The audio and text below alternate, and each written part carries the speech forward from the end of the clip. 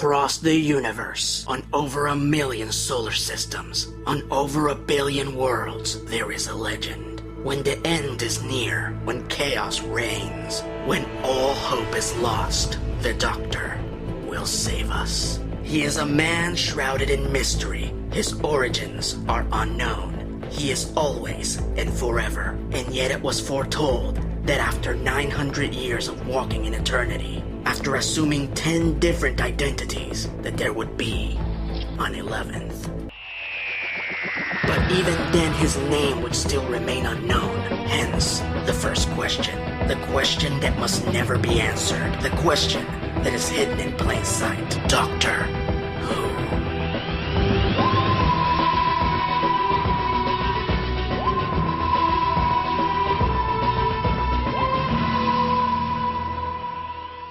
Greetings fanboys and fangirls, I'm Erod and I'm the Blockbuster Buster. First and foremost, I would like to thank all of you for making one of my all-time favorite videos that I've ever made, The 11 Doctors, one of my most successful videos of all time. To the degree that I was more than happy to put this sequel video into production. Now before I start talking about the 11th incarnation of my favorite spacefaring Time Lord, I would like to set a few things straight. Number 1. As I've stated before, this video is a sequel of my 11 Doctors video. So if you're watching this because you are semi-curious about Doctor Who and you want to learn more about the show, I highly suggest that you watch that video first before you finish this one. And number 2, like my 11 Doctors video, this is not going to be a traditional honest review, as there are plenty of people on this website who review Doctor Who. So for reviews of individual episodes or seasons, I highly suggest that you seek out their videos. This is simply intended to be a continuation of my retrospect as a Doctor Who fan,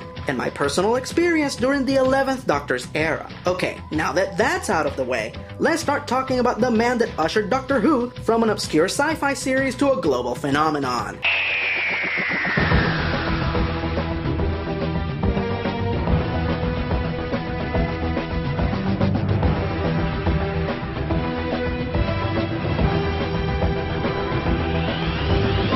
The 11th Doctor, Matt Smith. He is the beloved bow-tie brandishing man-boy who loves hats, jammy dodgers, and is thoroughly convinced that bow ties are cool. Bow ties are cool. Bow ties are cool. Bow ties are cool. Bow ties are cool. No, it's not. It's cool. Yeah, it is, isn't it? It is very cool.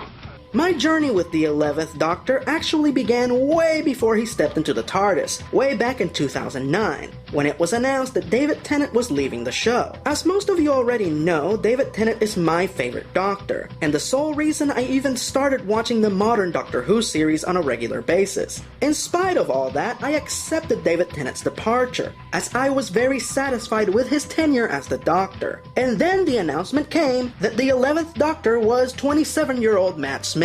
Sarah Jane Smith. I'm Mickey Smith. You need a Smith on board. This relatively unknown actor and former soccer player. Football, you uneducated yank. Sorry. What I was trying to say is that Matt was officially the youngest actor to ever play the Doctor. Of course, everyone lost their freaking minds. Instantly, people started judging Matt Smith before they ever saw a millisecond of footage of him playing the Doctor, and the criticism solely focused on his age. From the very beginning, I felt that this reaction was a bunch of preposterous horse shit. The Doctor is undefinable. He's not like Batman or Spider-Man or James Bond who have defined characteristics. Every single actor who has ever played the Doctor played the character their own way. And age was never a factor. This makes it even more satisfying that after so much unwarranted criticism, Matt Smith's era is the most successful Doctor Who era thus far. Ironically, Peter Capaldi recently received the same kind of asinine criticism when he was announced as the Doctor. But in reverse, people were saying that he was too old to play the Doctor. You morons! The Doctor is over 1,000 years old. If anything, Peter Capaldi is too young. Pudding brains. But enough about the idiocy of posers. As much as I would love to say that I was there supporting Matt Smith's era as the Doctor from the beginning, I can't. as his era began in 2010, which was a very difficult year for me financially, as I was unemployed and had no disposable income for the entire year, so I couldn't afford cable or any other means by which to watch Doctor Who. I was lucky enough to have a friend who let me borrow a recording he had made of Matt Smith's first episode, The 11th Hour, which I enjoyed thoroughly, but it wasn't until 2011 that I got to see the rest of the season. That's right, I didn't get to see the 11th Doctor's adventures regularly until 2011. Now that is fitting. So let's begin exploring the 11th Doctor's era with Season 5, The Pandorica opens. And thus it came to pass that the 10th Doctor's era came to an end. No longer able to hold back his regeneration, the 11th Doctor makes his first appearance with the most epic entrance in the history of the series. Born of fire and smoke and sparks, a new Doctor had arrived to captivate and enthrall a whole new generation of Whovians. Legs! I've still got legs! Good. Arms, hands, fingers, lots of fingers, ears, yes, eyes too, nose, and I've had worse, chin, blimey, hair. I'm a girl! No! I'm not a girl? No. I'm still not Ginger. This marked the biggest overhaul the show had gone through since the 3rd Doctor's era. Almost everything was new. A new Doctor, a new showrunner, new companion, new TARDIS, new sonic screwdriver, and the greatest piece of new music to be associated with the program since Ron Grainer composed the theme song, I Am the Doctor by Murray Gold. Big mistake, really huge. Didn't anyone ever tell you there's one thing you never put in a trap if you're smart, if you value your continued existence, if you have any plans about seeing tomorrow, there's one thing you never ever put in a trap. And what would that be, sir? Me. This was a great jumping on point for new viewers, so I wasn't surprised by the increase in the show's popularity. Plus, Matt was simply brilliant in his first episode, capturing the essence of the Doctor, prepared for the impossible but captivated by the mundane. And somehow, he still managed to add his own flair to the role of charming immaturity, being both dorky and confident at the same time. And the final score is no TARDIS, no screwdriver, 2 minutes to spare. Who the man? Oh, I'm never saying that again. Fine. The 11th Hour is one of my all-time favorite introductory episodes for a new Doctor. Not only does it adequately introduce the 11th Doctor, but the eclectic pacing set the tone perfectly for this era, which took off running and didn't stop until the very end, faithfully establishing the new while paying tribute to the classic. My favorite subtle tribute was when the Doctor assembles his official costume from clothing that he steals from a hospital. This is not the first time the Doctor has done this. Both the 3rd and 8th Doctor got their clothes from a hospital. So the Doctor saves the day in a matter of minutes, gets new clothes, recruits Amy Pond as his new companion, and off he goes to have more adventures. For the 11th Doctor's first arc, we are introduced to the first part of a 3-part prophecy, which says that the Pandorica will open. This puzzles the Doctor, as the Pandorica is just a fairy tale. What he does know for sure is this, that on June 26, 2010, the TARDIS will explode, causing cracks throughout all of time and space, which will eventually unmake all of reality. So the Doctor must figure out how to seal all the dimensional tears, stop the TARDIS from exploding, and what the hell is inside the Pandorica. This was an excellent introductory season for the 11th Doctor, both showcasing Matt Smith's talent, as well as showrunner Stephen Moffat's new direction for the series. Listen, you lot, you're all whizzing about. It's really very distracting. Could you all just stay still a minute, because I am talking! Now, the question of the hour is, who's got Pandorica? Answer, I do. Next question, who's coming to take it from me? Come on! Look at me! No plan, no backup, no weapons worth a damn. Oh, and something else I don't have. Anything to lose. So, if you're sitting up there in your silly little spaceship with all your silly little guns, and you've got any plans on taking the Pandorica tonight, just remember who's standing in your way. Remember every black day I ever stopped you, and then the smart thing. Let somebody else try first.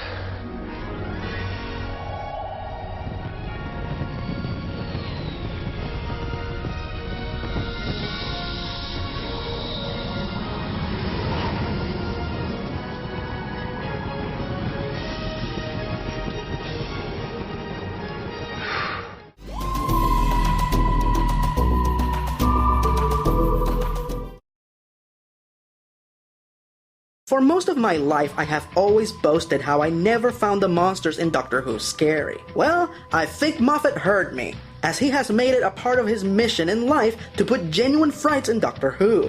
A major one being my favorite Doctor Who monsters, the Weeping Angels. God, those things are creepy. And my favorite horror moment this season was when a dismembered Cyberman tries to assimilate Amy. Holy shit! Now this is a moment that definitely justifies watching the show from behind the couch. Ultimately, this was the perfect start to a great era in Who history. And after binge watching this season over a weekend on Netflix, I couldn't wait for the Doctor's next adventure. Between seasons 5 and 6, we got Matt Smith's first Christmas special, A Christmas Carol, which is my favorite Doctor Who Christmas special. But wait a minute, what about Christmas Invasion? Well, Christmas Invasion is my favorite 10th Doctor episode. As far as Christmas specials go, Christmas Carol is king. Here we find the Doctor trying to save a ship caught in a dense storm cloud that is controlled by the rich and uncaring Kazaran Sardik, played by the great Michael Gambon. The Doctor does his best to convince Sardik to save the ship caught in the cloud by subjecting him to the classic Charles Dickens tale, with the Doctor and his friends taking the roles of the three ghosts, and by using the TARDIS to show Sardik his past, present, and future. Oh, look at you, looking all tough now. There are 4,003 people I won't allow to die tonight. Do you know where that puts you? Where? 4,004. Was that a sort of threaty thing? Whatever happens tonight, remember, you brought it on yourself. This is a very touching and endearing episode. Oh my god! Okay, Muffet, Doctor Who is scary. You win! Ugh! Jesus! Flying sharks? What kind of a sick freak comes up with that? Oh my... Oh, I'm sorry, I'm afraid of sharks.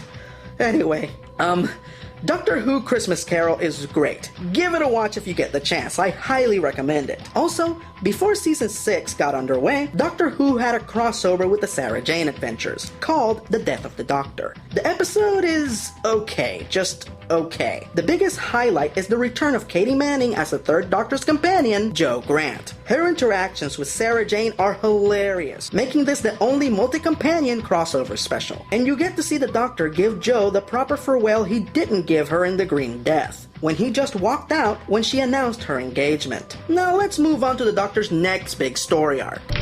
Don't worry, I've got everything back the way I found it. Except this.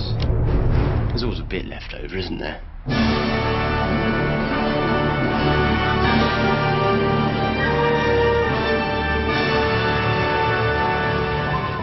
Season 6, Silence Will Fall. By this point in time, Doctor Who's newfound popularity was in full effect. The merchandise was everywhere. Terms like Dalek, Sonic Screwdriver, and TARDIS became household words. The Doctor was on the cover of American magazines, and I actually saw children dressed like the Doctor for Halloween, complete with a bow tie and fez. Yes, the fez. The fez the Doctor wore for just under 4 minutes in one episode. How exactly that caught on is beyond my understanding. Someday, you could just walk past a Fez. Never gonna happen. For the 11th Doctor's second season, we found out the second part of the prophecy. Silence will fall. What exactly does that mean? We'll find out later. What we do know is that sometime in the future the Doctor will cause a catastrophe that will convince a fanatical religious sect called the Silence to travel back in time and assassinate the Doctor before he causes said catastrophe. The Silence is led by the devious and cunning Madame Kavarian, who seems to have almost unlimited resources under her command, including the new popular monster for the series, the Silence. Really well dressed but inherently creepy aliens who you can only remember when you are looking straight at them. But when you look away... Who's that? Who's who? Sorry, what?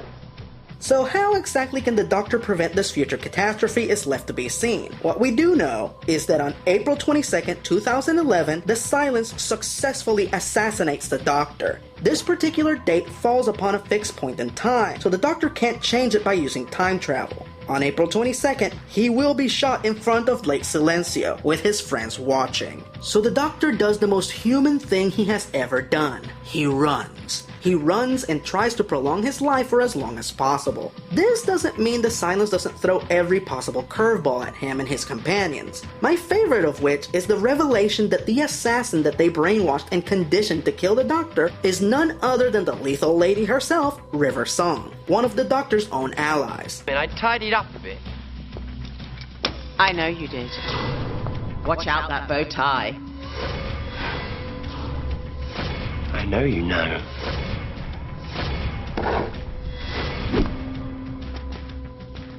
Goodness, is killing you going to take all day? Why?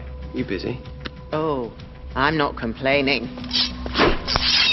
Of course, River's true identity and her origins are far more complicated than that, but once again, I dare not give it away. You have to experience that for yourself. Eventually, the Doctor realizes that he can't run forever, and finally decides to man up and face his death, after one of the most hard-hitting moments in the entire series, which is when he calls his dear friend, the Brigadier Lethbridge Stewart.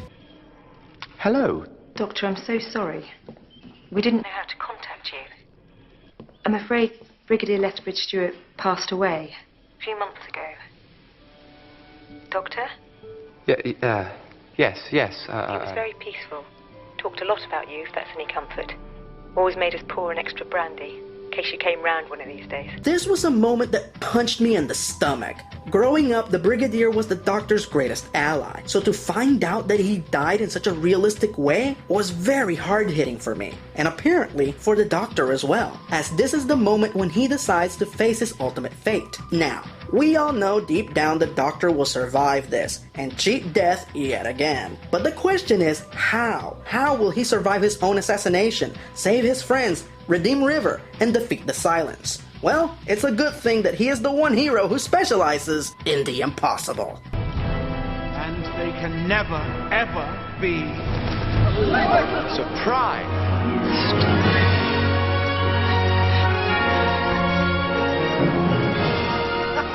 Hello, everyone. Guess who? Please, point a gun at me if it helps you relax.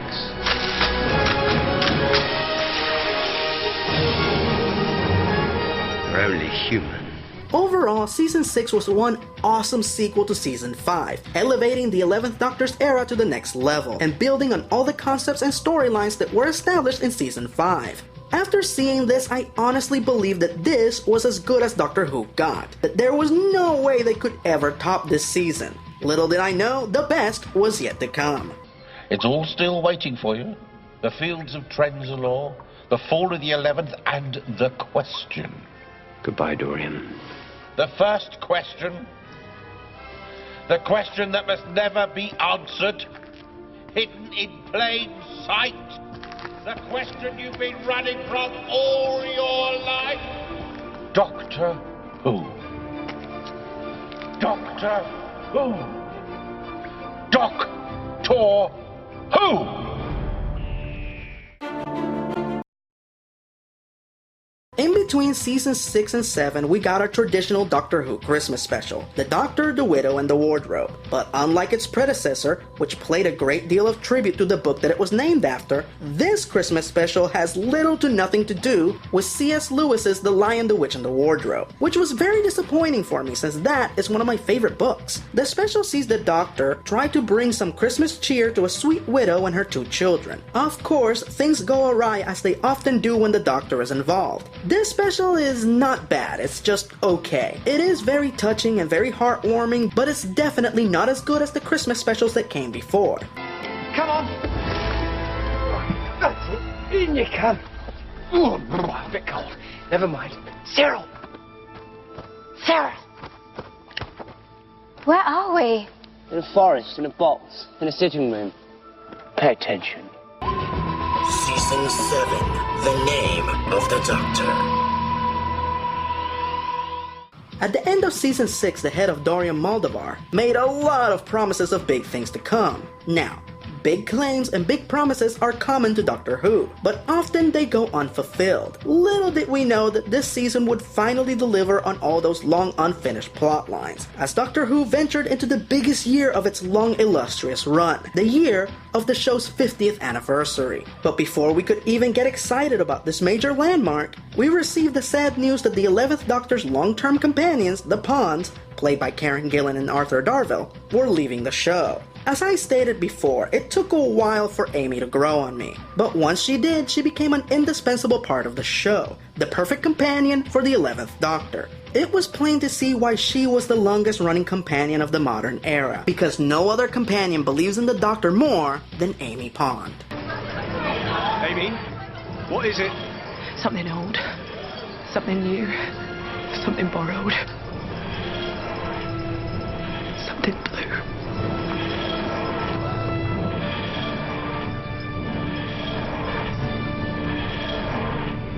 It's the Doctor. How did we forget the Doctor? Rory, her husband, was the realist of the group, a perfect foil for both Amy and the Doctor, never allowing the two playful friends to stray too far away from the grim seriousness of what they had to face. I have a message and a question. A message from the Doctor and a question from me. Where is my wife? What is the Doctor's message?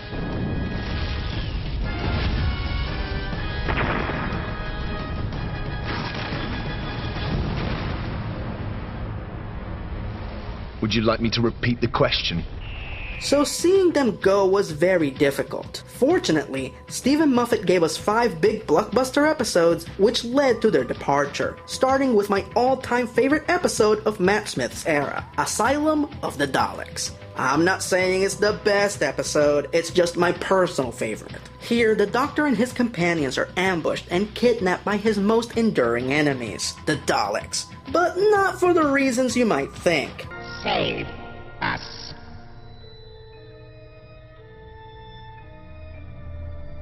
You will save us. Oh, what? You will save the Daleks. Save the Daleks. Save the Daleks. Save the Daleks. Save the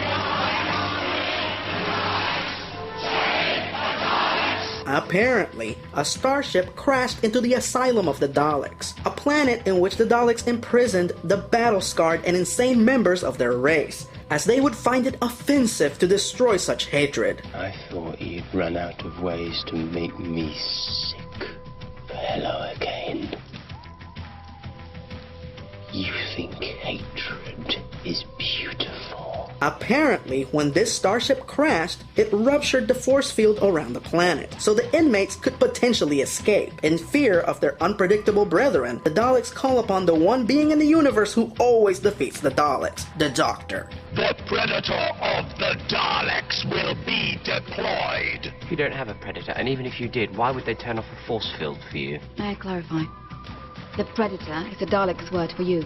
Me? And they want him to go down to the planet and take down the remnants of the force field, so the Dalek mothership can destroy the planet from orbit. This episode was a delight for an old school fan, as you get to see nearly every incarnation of Dalek in one episode. This also serves as a great haunted house episode, as our heroes are pretty much walking around in a minefield, with any broken Dalek potentially waking up and killing them at any moment. Not to mention the nano cloud that is slowly killing them and turning them into Dalek zombie drones. After years of being defeated by the Doctor over and over again, the Daleks have lost their status as a serious threat. Here, not only do we get to see how efficiently the Daleks could capture and destroy the Doctor and his companions, but for a few short moments in this episode, Moffat actually made the Daleks scary. But even with their newfound fright, resources, and infiltration skills, please keep in mind that the Daleks are still dealing with the Doctor.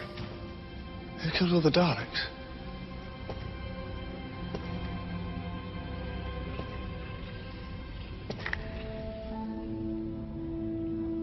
Who do you think?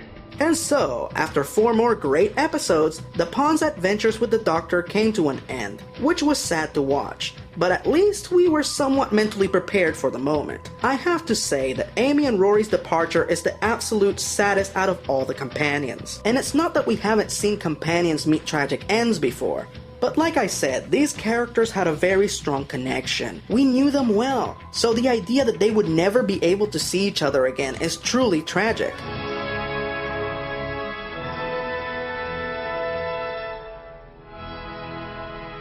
Raggedy Man.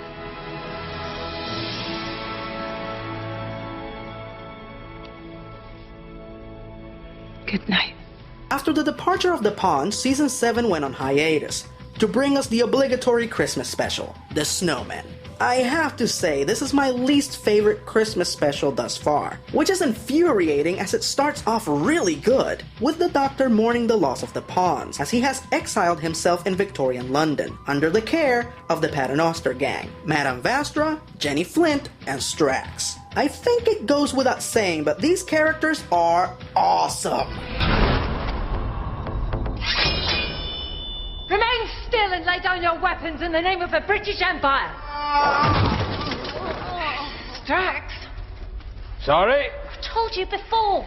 Take the stairs. The gang is mostly comprised of former villains that the Doctor defeated and now owe the Doctor favors. First, we have the great detective, Madame Vastra, played by Nav McIntosh, a Silurian sleuth who is apparently the inspiration for Sherlock Holmes. I doubt the readers of the Strand magazine would accept that the great detective is, in reality,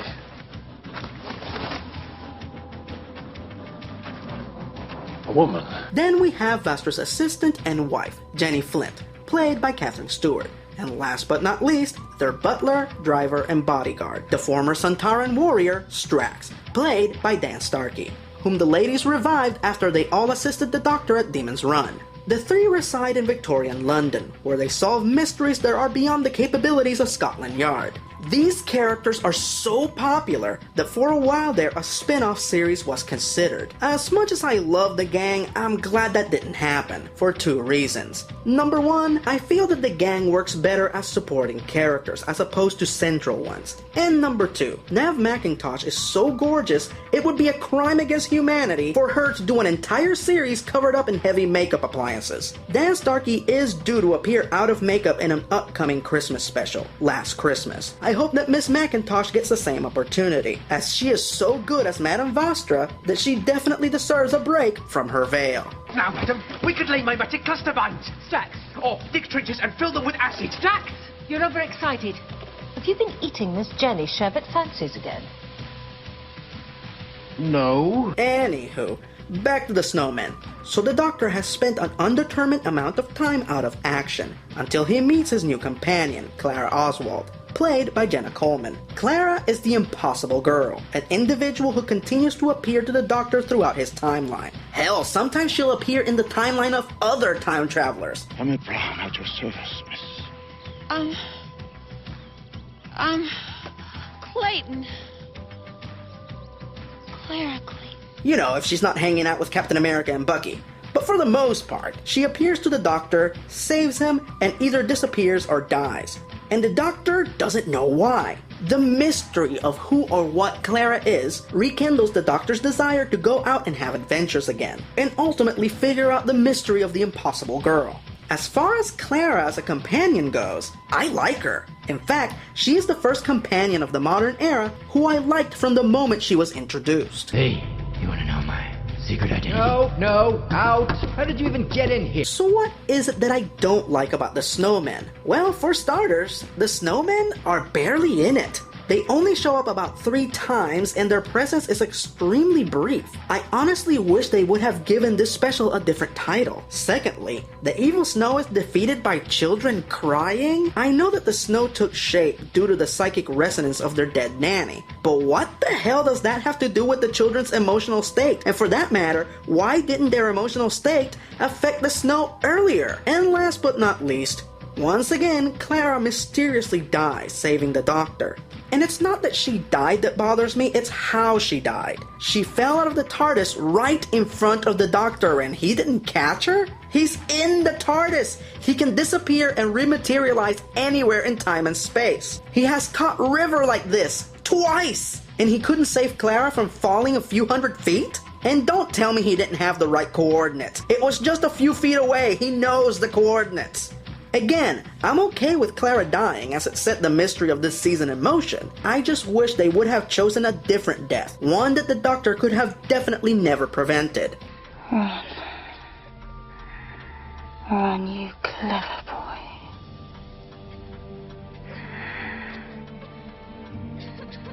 And remember. Thankfully, the rest of the season was fantastic, giving us one great standalone episode after the other. That's right, Season 7 has no two-parters, which made the season feel more full all around. In The Bells of St. John, as the Doctor struggles to solve the mystery of the Impossible Girl, he takes residence in a monastery, which was a clever reference to the Fourth Doctor, Tom Baker, who joined a monastic order when he was 15, and gave it up for an acting career which ultimately led to him becoming the Doctor. Right, don't be a monk.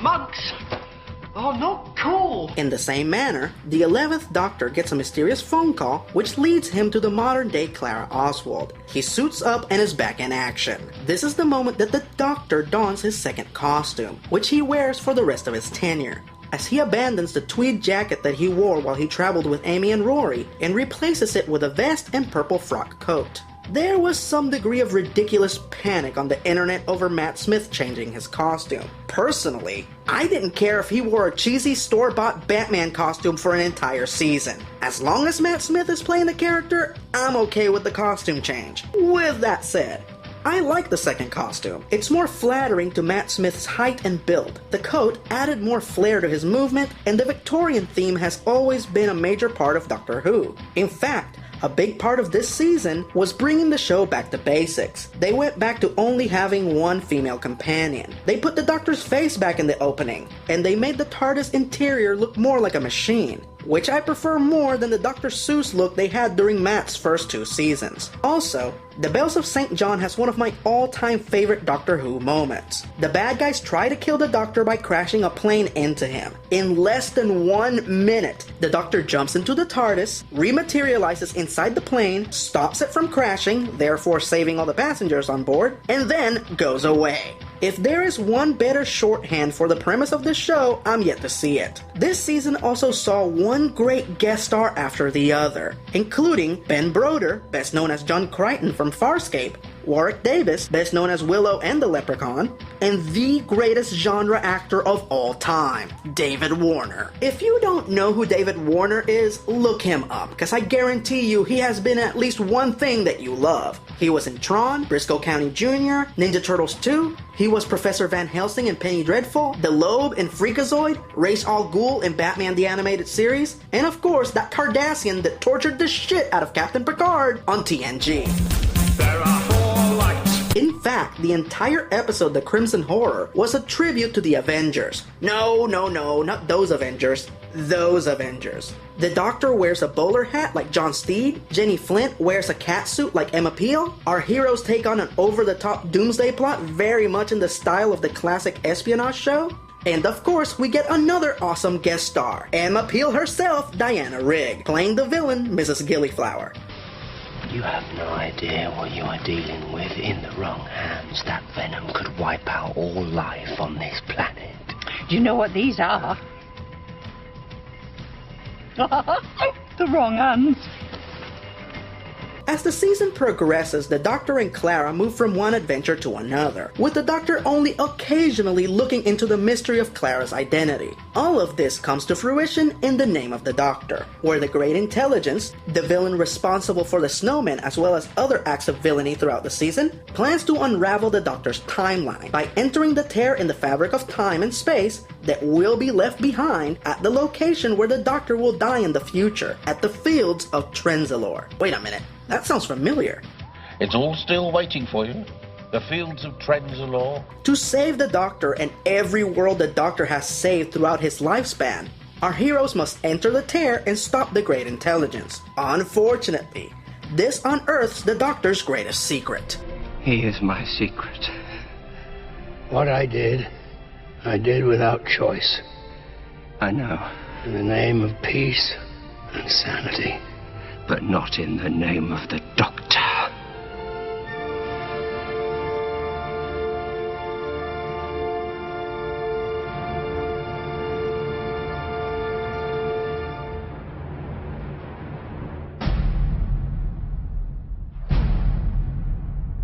The internet exploded when they showed this episode. The theories as to what this meant were vast and varied. Personally, I was happy to wait until they explained it on the show. And the explanation was this. Basically, during the Time War, in between what we know as the Doctor's 8th and 9th regenerations, the Doctor assumed a new identity. Because if he was going to fight in the Time War and commit acts of violence, he could no longer be a time-traveling hero, a wise man, a healer. He could no longer be the Doctor. So he became a warrior in service of his people, something he intended to keep a secret after the war ended. We knew that there were going to be more details about this mysterious new persona in the upcoming anniversary episode. But other than that, we knew very little about what was going to transpire in this special, which was titled The Day of the Doctor. Thankfully, the BBC was kind enough to give us an appetizer to hold us over until November 23rd, in the form of a 7-minute prequel called The Night of the Doctor. I'm a doctor, but probably not the one you were expecting. Oh my god, it's Paul McGann! Sorry, I lost my composure there for a minute. Anyway. Paul McGann, the 8th Doctor, returned one last time to show us the events which led the Doctor to decide to become the Warrior. It was so good to see the 8th Doctor in action again, and it was especially great to get to see him regenerate. Sure, we don't get to see him regenerate into the 9th Doctor, but it's still good. So we knew to expect big things from the anniversary episode. And then, DoctorWhoNews.net released this picture. The anniversary episode was going to be a multi-Doctor crossover event, and it was going to include the 11th Doctor teaming up with my favorite Doctor, David Tennant. How the hell did they know it was my birthday?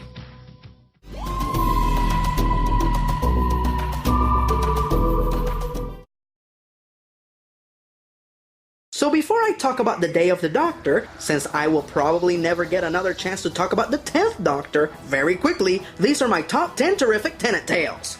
These are my 10 favorite 10th Doctor episodes. They are not the best, they're just my favorites. They're in no particular order, and in spite of Christmas Invasion being my favorite episode, I have excluded it, since I already talked about it last year. So very quickly, here we go. Number 10, School Reunion. This was the first episode of the modern era which played direct tribute to the classic one, marking the return of Sarah Jane Smith and K9. Ugh.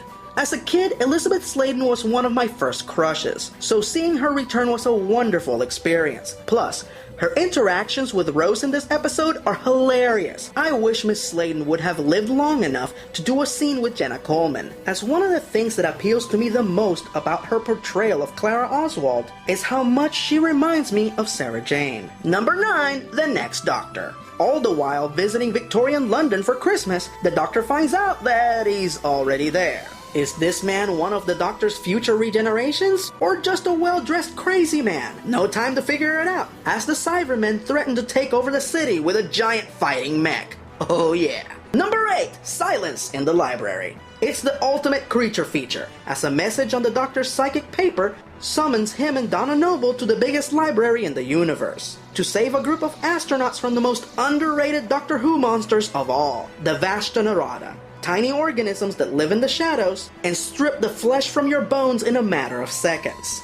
Then, they drive your bones around like a skeleton suit. Holy mackerel! This is also the first appearance of my favorite time-traveling Tomb Raider, Professor River Song. While the name of the Doctor served as a good farewell for this character, I'm still hopeful that Alex Kingston will do more episodes in the future. Number 7, Human Nature. David Tennant is awesome in this episode. Based on a Doctor Who novel starring the 7th Doctor and Ace, the 10th Doctor and Martha Jones are being pursued by the Family of Blood. To hide from them, the Doctor transforms himself into a human being called John Smith. a cowardly schoolmaster with no memory of his exploits as a Time Lord. Unfortunately, the villains still catch up to our heroes, so we are faced with the ultimate dilemma: how to defeat a major alien threat without the Doctor. Oh, and by the way, Jessica Hines from Space guest stars in this one, and that ain't bad. Number 6, Turn Left. This one should have been in my top 10 It's a Wonderful Life episodes. Donna Noble gets a taste of her life without the Doctor, when her timeline is rearranged by some kind of a time beetle.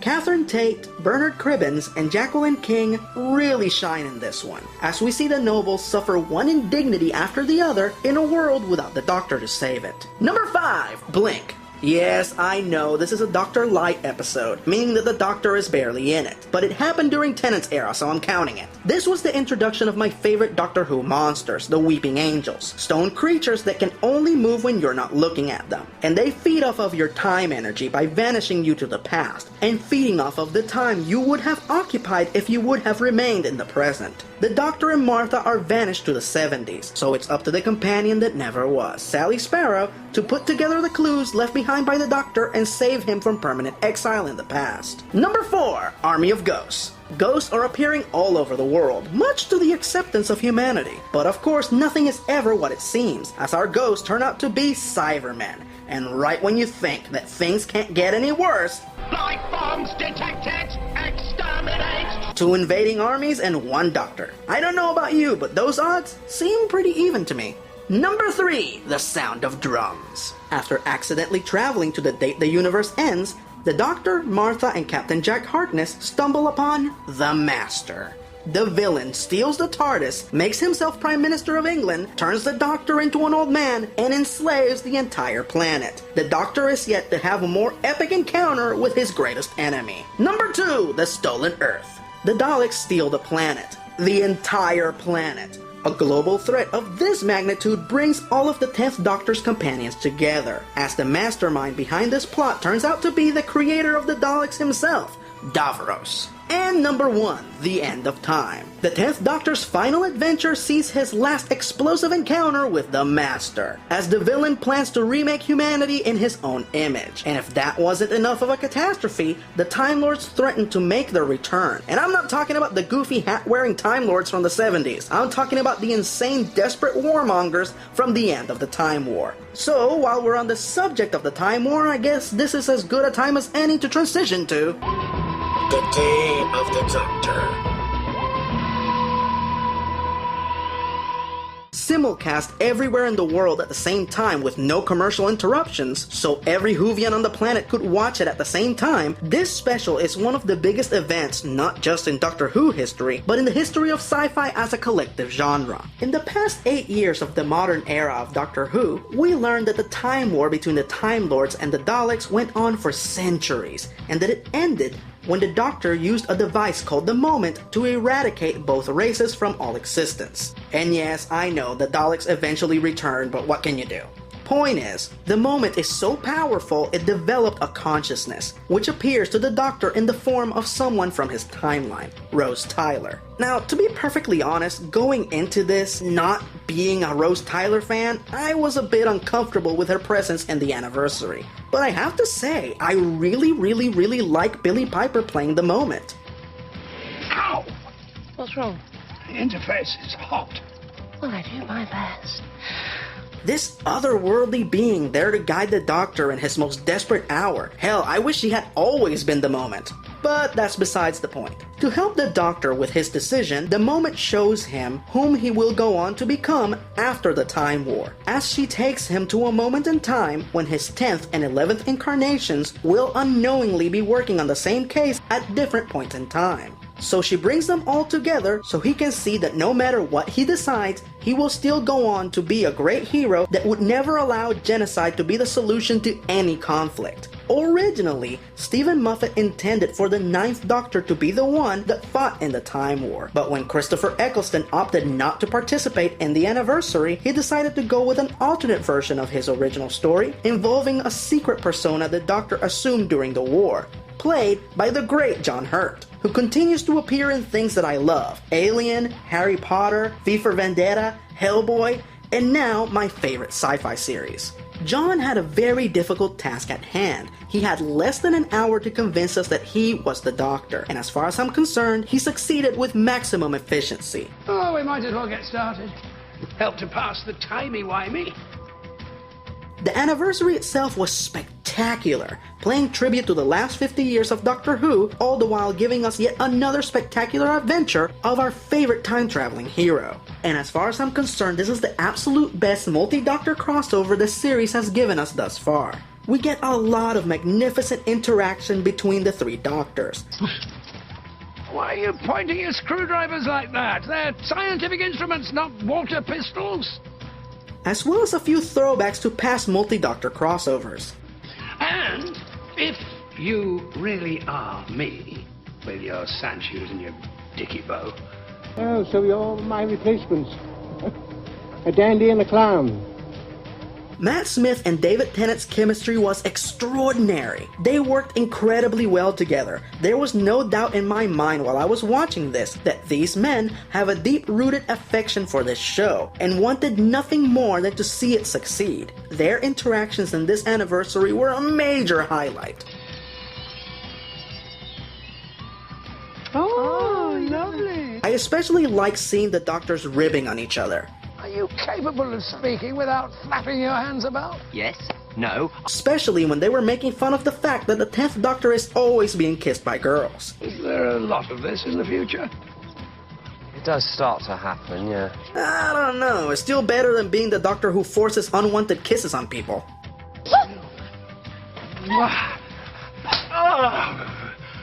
You have no idea how good that feels. It was an absolute delight to see my favorite Doctor in action one more time. If David Tennant never plays the Doctor again, I completely forgive him, as this final performance left me very happy and satisfied.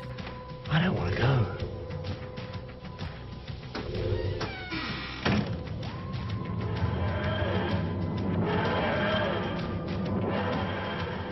Ewa says that. But in spite of all that, David and Matt's scenes were not my favorite multi-Doctor interaction in the anniversary. This was. You know, I really think you might.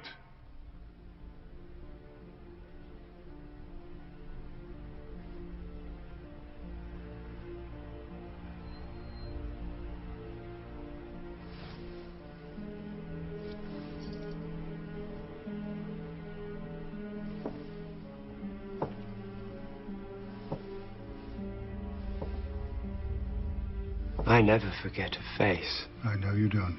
I cannot put into words just how this moment made me feel, so I'll illustrate it by showing you the following clip. Just for this very brief moment in which Tom Baker, my first Doctor, the man that made me fall in love with this silly show all those years ago, when the monsters were made out of rubber and the sets were made out of cardboard, reappeared, I felt like I was 7 years old again, sitting in my grandma's living room, watching my imaginary friend having adventures again. Tom has said multiple times in interviews that his biggest regret in association with Doctor Who was not being a part of the 20th anniversary special, The Five Doctors. I'm glad he lived long enough to rectify that. Personally, I was very pleased by his presence. It might have been brief, but it was good to see my imaginary friend again. Who knows? Who knows? Unfortunately, the 50th anniversary came on the foothills of the announcement that Matt Smith was leaving the show, so we knew that the anniversary and the upcoming Christmas special were going to be his final two adventures. So without further ado, let's talk about the 11th's final outing. The Time of the Doctor. The Doctor discovers that there is a message being transmitted through all of time and space. A message that has gotten the attention of all of his enemies. A message that is being transmitted from Trenzalore, the final resting place of the Doctor. The one place the Doctor should never go, because as you know, a time traveler should never visit his own grave. You look like you've seen a ghost. You're not far off, Doc. Oh, great Scott. Who the hell is Clara? Marty, please don't stand there. Oh, right. Regardless, the Doctor and Clara still go, only to find the crack in the universe, the one from the 11th Doctor's first adventure. And with this, we finally find out the meaning of the prophecy. As it turns out, the Time Lords are not dead. They are trapped in a pocket dimension without any means of finding our dimension. After finding a crack in our universe, they decide to transmit a message through it to make sure that this is the correct universe. Well, actually, it's not a message, it's a question. A question being transmitted through all of time and space. A question being transmitted since the beginning of time, making it the first question, hidden in plain sight. Doctor Who?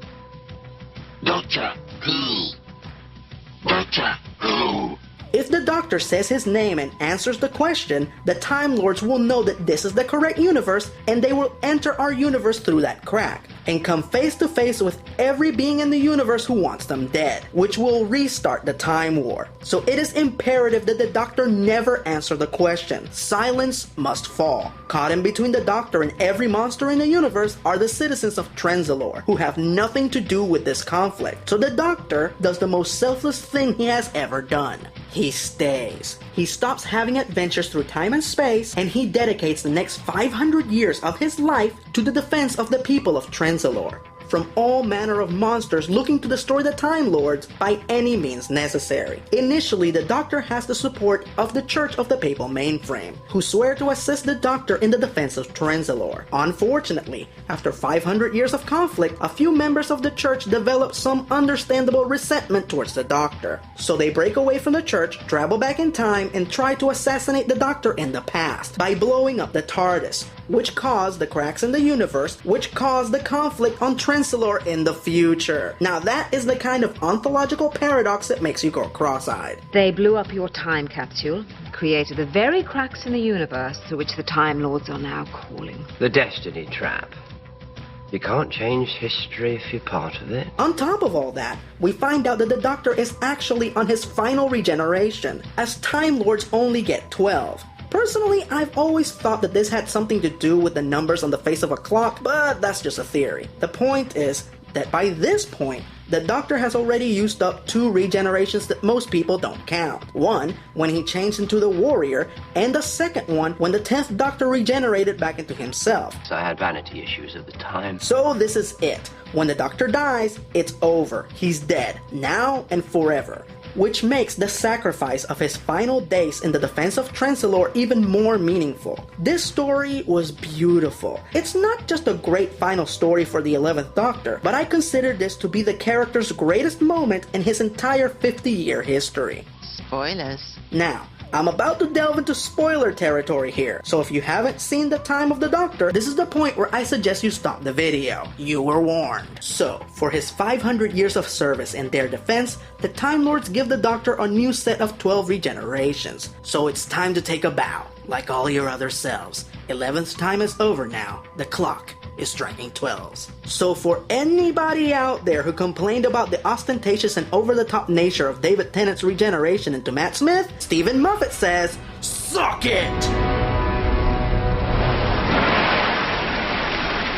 So with an explosion that destroys the Daleks and sends the rest of the monsters running home, with their tail between their legs, the 11th's body resets itself as his new regeneration cycle begins, and in one of the most beautifully symbolic moments in the series, the 11th Doctor removes his trademark bow tie and transforms into the 12th. Now, a lot of people still question why the Doctor regenerated into an older version of himself. Well, the way I personally interpreted the 11th's last 2 adventures was that the reason that the Doctor kept getting younger with each regeneration was that he was trying to get away from his old grim warrior persona. He was trying to subconsciously bury his actions during the war, as well as the man that he was. So he kept regenerating into more youthful and lighthearted personas. Am I having a midlife crisis? But after he learned what truly happened at the end of the Time War, and after experiencing hundreds of years as a wise old defender of the people, being old and mature just didn't seem like that bad of an option. What is it that makes you so ashamed of being a grown-up?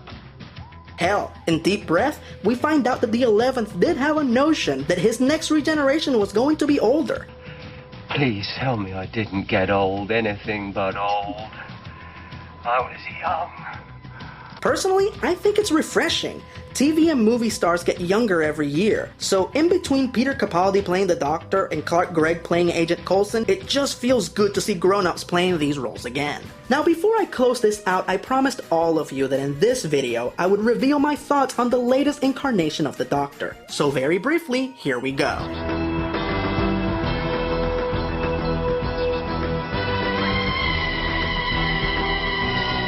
The 12th Doctor, Peter Capaldi. First of all, I have to say that Peter received the most epic unveiling I have ever seen any actor who has ever played this role get. When he was announced and he came out to a thunderous ovation, I really didn't know how to react until he struck the pose. This is the moment when I knew for sure that the franchise was in good hands. I love how one of the running subplots of the 12th Doctor's premiere episode is how Clara has trouble accepting him now that he looks older. So what do we do? How do we fix him? Fix him? How do we change him back? This was a brilliant critique of all of the superficial female fans who threatened to stop watching the show when they saw that the Doctor was being played by an older gentleman. The Doctor regenerated in your presence. The young man disappeared, the veil lifted. He trusted you. Are you judging him? This is one of those moments when I seriously wanted to high-five Stephen Moffat. Now, Peter's a magnificent actor, and I had no doubt that he was gonna do a good job playing the Doctor. But honestly, I didn't warm up to his portrayal of the Doctor until his third episode, Robot of Sherwood. Draw your sword and prove your words. I have no sword. I don't need a sword. Because I am the Doctor. And this is my spoon. Hunger! He is such an ill-tempered, condescending, unsympathetic, stuck-up egomaniac, and I love it. And do people ever punch you in the face when you do that? Not as yet. The costume? I like it. It's simple but stylish. Michelle Gomez as the Master? I like it. They couldn't have chosen a better actor. I hope they bring her back next season, and I hope we get to see one of those classic sword fights between the Doctor and the Master, like in John Pertwee's era. All in all, I might not be enjoying Capaldi's era as much as Tennant's and Smith's, but I'm still enjoying it, and I look forward to seeing more. You are monsters! That is the role you seem determined to play, so it seems that I must play mine. The man that stops the monsters. I'm sending you back to your own dimension. Who knows? Some of you may even survive the trip. And if you do, remember this. You are not welcome here. This plane is protected. I am the Doctor. And I name you the Boneless!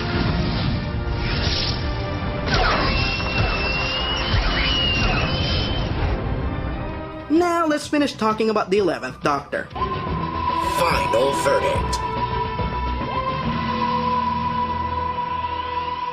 Matt Smith may not be my favorite Doctor, but if he's your favorite Doctor, if his era is your favorite era, I totally get it. If Matt Smith was your first Doctor, then I happily admit that I envy you.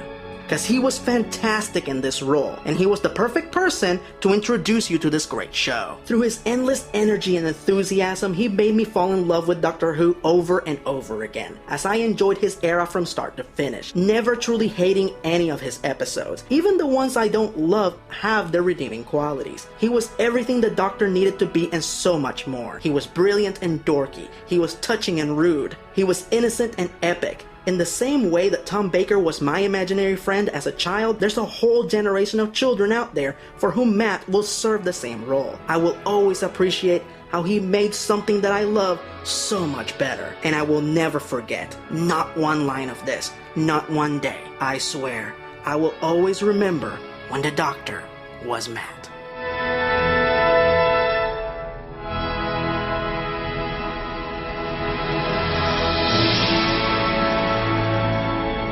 Geronimo.